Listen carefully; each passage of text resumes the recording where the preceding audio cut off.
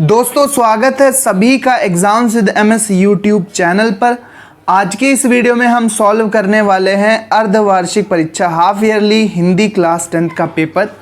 UP board का ये paper है, लेकिन बाकी स्टेट बोर्ड्स के लिए भी काफ़ी इंपॉर्टेंट है। इसी के अकॉर्डिंग आप अपनी तैयारी कर सकते हैं हाफ ईयरली की। Rajasthan board, Uttarakhand board, Madhya Pradesh board, Bihar board, सभी स्टेट बोर्ड्स के लिए इंपॉर्टेंट है। बी कोड है इस पेपर का। यूपी बोर्ड का ये पेपर 70 नंबर का है। 3 घंटे 15 मिनट आपको सॉल्व करने के लिए दिए जाएंगे, तो इसको सॉल्व करके ज़रूर जाना।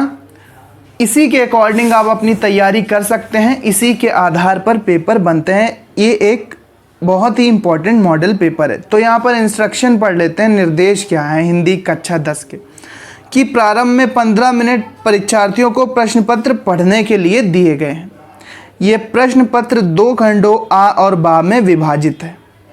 खंड आ में 20 नंबर के बहुविकल्पीय प्रश्न हैं। खंड बा में 50 अंकों के वर्णात्मक प्रश्न हैं, जिन्हें कॉपी पर लिखना है। 20 अंक के जो बहुविकल्पीय प्रश्न हैं उन्हें OMR शीट पर करना होता है। गोले हमें फिल करने होते हैं काले या नीले बॉल पॉइंट पेन से। प्रत्येक प्रश्न के सामने इनके अंक निर्धारित हैं, मतलब जो प्रश्न जितने नंबर का है उसके सामने लिखा हुआ है।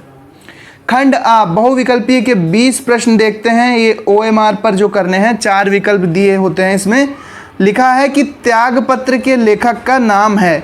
पहले वाले प्रश्न का ए वाला ऑप्शन सही है, का वाला विकल्प मतलब जैनेंद्र। ए वाला गोला आप काला करेंगे OMR शीट पर या नीला करेंगे।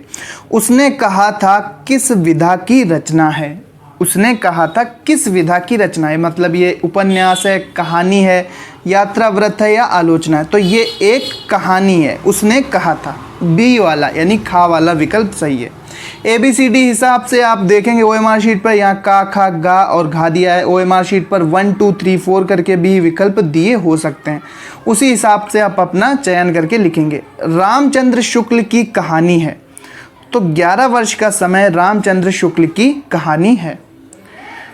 अगला प्रश्न है किस कवि को राष्ट्र कवि का सम्मान प्राप्त है। राष्ट्र कवि किस कवि को कहा जाता है, तो मैथिली शरण गुप्त को राष्ट्र कवि का सम्मान प्राप्त है। गा वाला ऑप्शन करेक्ट है।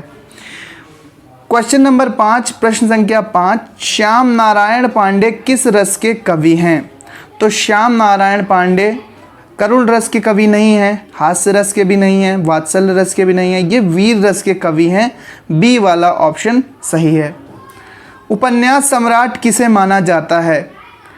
जयशंकर प्रसाद को, जैनेंद्र कुमार को, श्याम सुंदर दास को या प्रेमचंद को। तो प्रेमचंद को उपन्यास सम्राट की उपाधि प्राप्त है। उन्हें उपन्यास का सम्राट कहा जाता है क्योंकि इन्होंने कई बहुत ही बड़े बड़े प्रसिद्ध उपन्यास लिखे हैं। गोदान, निर्मला, सेवा सदन इत्यादि।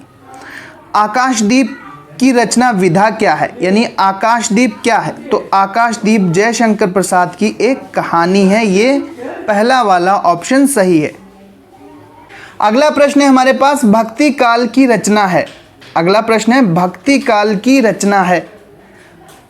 तो भक्ति काल की रचना है विनय पत्रिका, जो कि तुलसीदास द्वारा रचित रचना है। निम्नलिखित में से तद्भव शब्द है। निम्नलिखित में से तद्भव शब्द कौन सा है। तो यहाँ पर ब्याह एक तद्भव शब्द है। कुंजर, उत्साह और स्नेह ये तत्सम शब्द हैं। अगला प्रश्न है हमारे पास कि सिर का तत्सम क्या है। तो सिर का तत्सम रूप शीर्ष है। बी वाला ऑप्शन करेक्ट है। अगला प्रश्न है हमारे पास कि महत् शब्द में त्व प्रत्यय लगाकर कौन सा शब्द बनता है। तो महत्व बनता है। महत् प्लस त्व प्रत्यय लगा देंगे तो ये महत्व बन जाएगा। महत्त्व नहीं बनेगा, महत्व नहीं बनेगा, महत्ता भी नहीं बनेगा, ये महत्व बनेगा। मधुना में विभक्ति और वचन क्या है। तो इसमें तृतीय विभक्ति एक वचन है। मधुना में तृतीय विभक्ति एक वचन है। मति का द्वितीय बहुवचन का रूप है, तो ये मति है। इसके बाद बस्ती जिले के अगोना गांव में किस लेखक का जन्म हुआ या किस लेखक का संबंध बस्ती जिले जो कि उत्तर प्रदेश में कि अगोना गांव से। तो आचार्य रामचंद्र शुक्ल का संबंध बस्ती के अगोना गांव से है। अगला प्रश्न है हमारे पास कि निम्नलिखित कथनों में से कोई एक कथन सही है, उसे पहचान कर टिक करना है, पहचान कर गोला काला करना है। कौन सा कथन है सही, कौन सा कथन है बाकी तो गलत है। देखो, रामचंद्र शुक्ल एक महान कवि के रूप में प्रसिद्ध हैं, गलत है, वो लेखक हैं। जैनेन्द्र मूलतः डायरी लेखक हैं, ये भी गलत है। स्कंदगुप्त धर्मवीर भारती की रचना, ये भी गलत है। सही है, संस्कृति के 4 अध्याय के लेखक रामधारी सिंह दिनकर हैं। रासो ग्रंथों की भाषा क्या है? जैसे पृथ्वीराज रासो, खुमार रासो, बीसल देव रासो, इन सब की भाषा ब्रज भाषा है। ये सारी रचनाएं ब्रज भाषा में लिखी गई हैं। अवधि नहीं है, खड़ी बोली भी नहीं है और डिंगल भी नहीं है। बिहारी की काव्य शैली क्या है? तो बिहारी की काव्य शैली मुक्तक है। मुक्तक काव्य शैली के कवि थे बिहारी। पीपर पात सरिस मंडोला पंक्ति में कौन सा अलंकार है? तो पीपर पात सरिस मंडोला यानी कि पीपल के पत्ते के भांति मंडोला, तो यहाँ पर पीपल के पत्ते के भांति उपमा दी गई है, तो यहाँ पर उपमा अलंकार होगा। ये गा वाला ऑप्शन, सी वाला ऑप्शन करेक्ट है। करुण रस का स्थायी भाव शोक। दोहा छंद का विपरीत छंद होता है सोरठा। यहाँ पर ये 2 विकल्प सही होंगे। अब 50 नंबर के लिखने वाले प्रश्न आ जाते हैं, वर्णात्मक प्रश्न। ये 20 प्रश्न 20 नंबर के हैं जो कि हमें OMR पर करना थे। इसके बाद वर्णात्मक प्रश्न, इसमें एक गद्यांश दिया होगा जिस पर आधारित 3 प्रश्नों के उत्तर लिखना है। तो ये आज विज्ञान मनुष्यों के हाथ में एक अद्भुत एवं अतुल शक्ति दे रहा है। ये वाला पैराग्राफ, ये वाला गद्यांश दिया है और ये गद्यांश यहाँ तक दिया हुआ है। इसके बाद यहाँ पर 3 प्रश्न हैं। प्रश्न में सबसे पहले आपको संदर्भ लिखने को कहा गया है कि पाठ के लेखक और पाठ के लेखक का नाम और पाठ का नाम। रेखांकित अंश की व्याख्या, मतलब जिसके नीचे लाइन बनी हुई है, जो अंडरलाइन है, जहाँ तक लाइन खींची हुई है, उस पार्ट की गद्यांश की आपको व्याख्या लिखनी है बच्चों। आप इतने अंश की व्याख्या करेंगे जो कि अंडरलाइन पोर्शन है यहाँ तक। इसके बाद विज्ञान का उपयोग किस प्रकार हो रहा है? तो 2-3 बार आप पढ़ोगे, इसी पैराग्राफ से इस प्रश्न का उत्तर मिल जाएगा। अब ये वाला गद्यांश अच्छा नहीं समझ में आ रहा है तो ये दूसरा वाला गद्यांश आप कर सकते हैं। इसको ध्यान से 2-3 बार पढ़ें। इसको गद्यांश का संदर्भ लिखें कि पाठ का नाम, लेखक का नाम क्या है, रेखांकित अंश की व्याख्या। जो रेखांकित अंश की व्याख्या, तो यहाँ पर पूरा ही पैराग्राफ रेखांकित है। कुसंग के ज्वर को भयानक क्यों कहा गया है? तो इसी गद्यांश से आपको इसका उत्तर मिल जाएगा बच्चों। इसके बाद यही काम आपको कविता के अंश यानी पद्यांश पर आधारित प्रश्नों के उत्तर देना है। 3 प्रश्नों के उत्तर लिखना है। यहाँ पर चरण कमल बंदो हरिराई वाला यहाँ पर 4 लाइनें दी हैं। गद्यांश पद्यांश का संदर्भ लिखना है, यानी कि कविता कौन सी है और इसके कवि कौन है।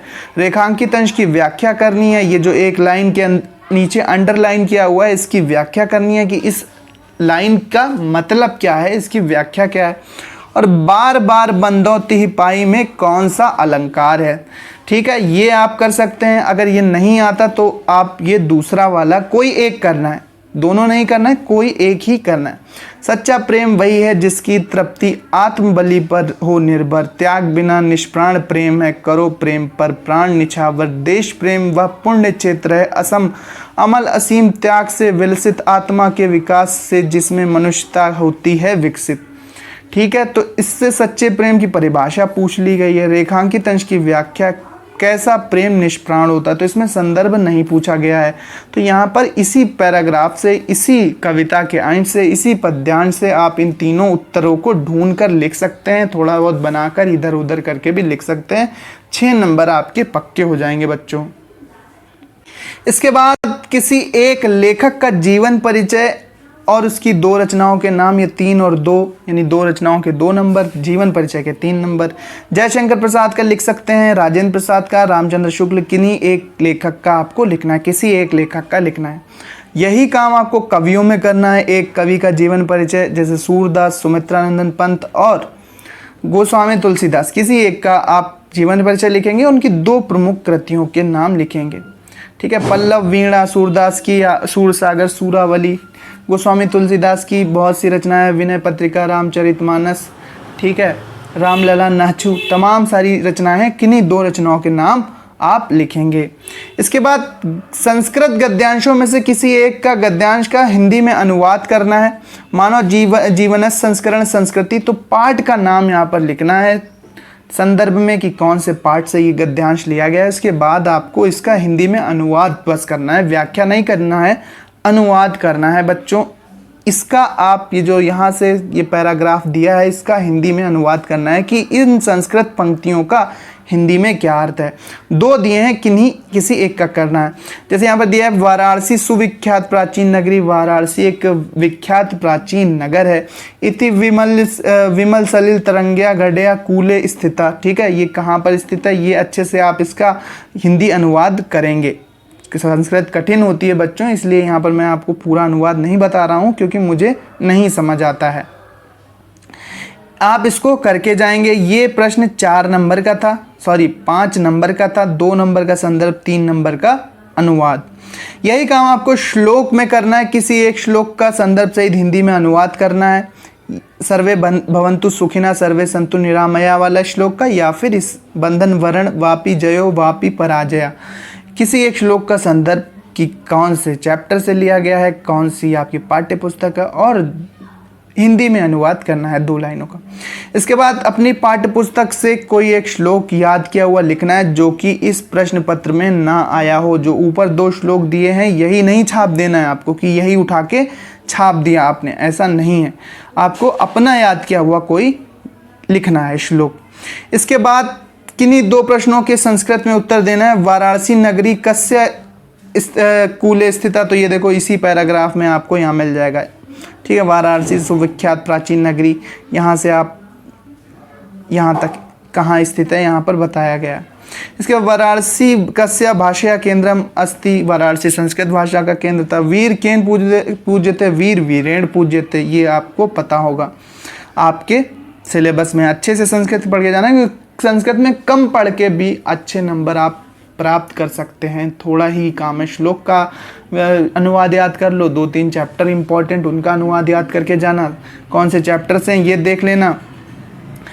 स्वपठित खंड काव्य के प्रथम सर्ग का आशय स्पष्ट करो, अथवा स्वपठित खंड काव्य के नायक का चारित्रिक विशेषता यानी चरित्र चित्रण करना, 3 नंबर का। इसके बाद बच्चों 9 नंबर का हम जानते हैं कि एक निबंध आता है। यहाँ पर आपको देखना है कि 9 नंबर का एक निबंध आता है। स्वच्छ भारत अभियान पर आप ये 9 नंबर का निबंध लिख सकते हैं। 4 से 5 पेज आपको 10th में लिखना ही लिखना है निबंध। हेडिंग बीच बीच में डालना, अच्छे से बीच बीच में कुछ आप कोटेशन दे सकते हैं, कुछ पंक्तियाँ कविताओं की लिख सकते हैं, मोटिवेशनल यहाँ पर कुछ कोट लिख सकते हैं। जनसंख्या विस्फोट के कारण और निवारण, पर्यावरण और स्वास्थ्य, पढ़ें बेटियां बढ़े बेटियां। तो ये किसी एक टॉपिक पर आपको 4 से 5 पेज का निबंध लिखना आना चाहिए। ये 9 नंबर का प्रश्न है, आपको पूरे 9 नंबर मिलेंगे अगर आप अच्छे से लिखोगे। तो ये पूरा पेपर था। इस पूरे पेपर का PDF आपको टेलीग्राम चैनल पर मिलेगा। टेलीग्राम चैनल का लिंक डिस्क्रिप्शन में दिया हुआ है। उम्मीद सारे प्रश्न समझ में आ गए होंगे कि कैसे यहाँ पर सॉल्व करना है। ये हाफ ईयरली का पेपर है, प्री बोर्ड और बोर्ड में भी आपकी हेल्प करेगा। इसी तरह का पेपर आता है। बाकी 9, 10, 11, 12 सभी के अर्धवार्षिक, प्री बोर्ड, बोर्ड और वार्षिक पेपर यहाँ पर आते रहते हैं। तो चैनल को सब्सक्राइब करना ज़रूर और दोस्तों को भी शेयर करना जिन्हें यहाँ पर इम्पॉर्टेंट मॉडल पेपर चाहिए। ये मॉडल पेपर 100% आएगा ऐसा नहीं है, इसी के अकॉर्डिंग अपनी तैयारी करो। इसी के आधार पर पेपर आ भी सकता है और नहीं भी आ सकता है। तो ये इम्पॉर्टेंट सारे क्वेश्चन हैं, इन्हें सॉल्व करके ज़रूर जाना। थैंक्स फॉर वॉचिंग दोस्तों, मिलते हैं अपने नेक्स्ट वीडियो में। तब तक के लिए पढ़ते रहो, आगे बढ़ते रहो। कोई भी आपका कमेंट हो ज़रूर बताना। ये वीडियो आप कौन से शहर, कौन से गाँव से देख रहे थे, कमेंट में ज़रूर लिखना।